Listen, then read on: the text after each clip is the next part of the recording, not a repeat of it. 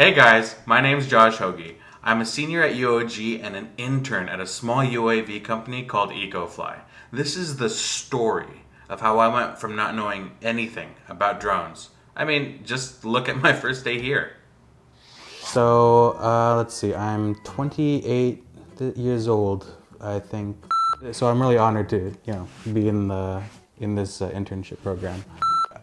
Do I have any background in drones or aviation? Unfortunately, I don't. But I plan on learning a lot while I'm here. I would not say I'm well versed in Title VII VOC. That answers the That. question. Is that the license though? The commercial license? I can't even remember that. What was that? I don't know a lot about any topics related to aviation. What's it called again? The airspace? I'm... Okay, so cut to 3 months later, and after having worked with professionals like Greg and Dong, I became Part 107 certified and even was able to conduct my own mapping mission. The final test of this internship, at least for myself, was to map the entire campus of the University of Guam. It's one that you'll be able to see firsthand, and I'm glad because it was an incredible journey. There was a lot of learning and a lot of personal growth along the way, and I'm glad I'll be able to share it with you. The first part of our mission is the mission prep. From everything from studying the terrain to planning our GCP placements to making sure everybody knows exactly what their job is and what they're supposed to be doing.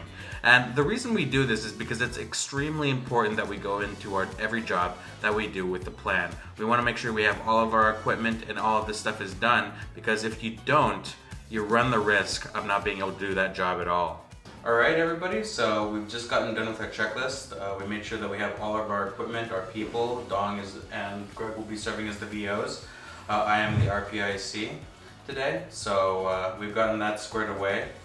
We've also gone over earlier our GCP plan and our launch point, so we know exactly where we're going to be going. We're not going to be able, hopefully we won't waste any time just getting that all done and squared away. We should be able to go in, put them, and get right into the job. Our airspace, it does fall under Class D, but it is under a 400 grid, so we were able to get our LANS verification to be able to go and do the job. So the approval was really smooth and fast. Yesterday, we made sure that we had enough batteries charged, which is good. I was able to remind Dong to do that, and he was really good about it. We expect that we only need about maybe 4-5 batteries for this job, but we have 6 or 7 because you can never be over-prepared.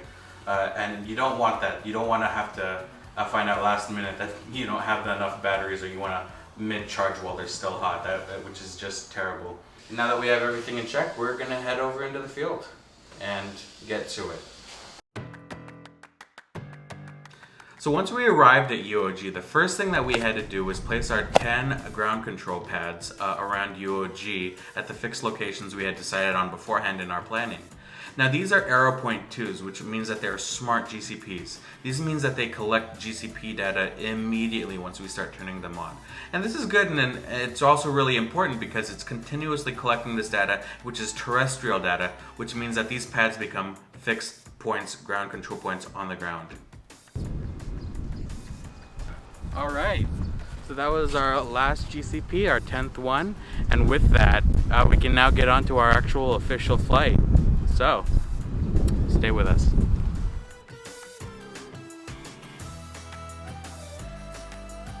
Again, for this mission, I was the RPIC, which meant that I was the remote pilot in command, which meant my word was law. So what I had to do was I had to assign crew members, and I made Greg and Dong my VOs, my VO 1 and 2, which means that they were my visual observers for this mission. And what they did was they helped me keep track of the drone, because of course whenever you're doing a mission, it runs the risk of either flying off or crashing.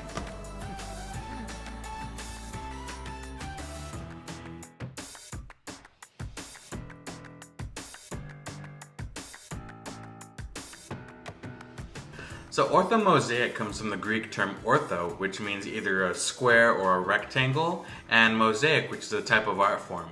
So when we say orthomosaic mapping, what we're talking about is our drone taking triangulated pictures and then stitching those pictures together to create a map. Now this process is similar to Google Maps, but our maps that we create with this process are of a way higher resolution, and they are much, much more accurate.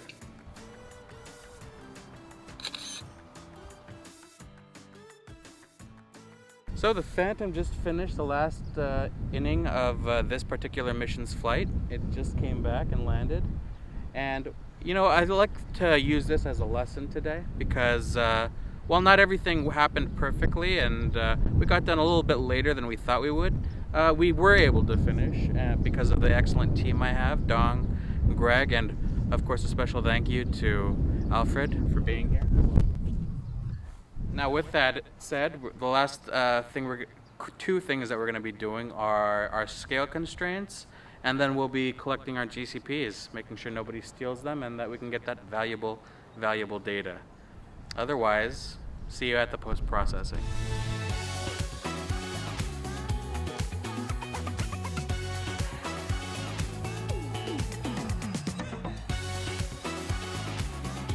So after several hours of painstaking work, we were finally able to finish our post-processing and get our map generated, and it came out wonderful. The Orthomosaic map of the University of Guam's campus is just beautiful and breathtaking. I want to take this time to, however, give a special thank you to UOG and to EcoFly for creating this internship program because it's been a wonderful journey for me. I learned a lot. I made a lot of friends. I found a lot of useful skills that I can use in the future. And maybe you, like me, are someone who has an interest in construction or cinematography or a dozen other industries that drones can be applicable to. Maybe you want to use those skills in those industries. I guarantee what you learned here will be able to use those in those industries, and you'll be able to have a bright future ahead of you. So if you're already in this internship or are planning on going into it, I highly recommend you do, and I hope that your journey is as fulfilling and great as mine was. See you guys. Peace out.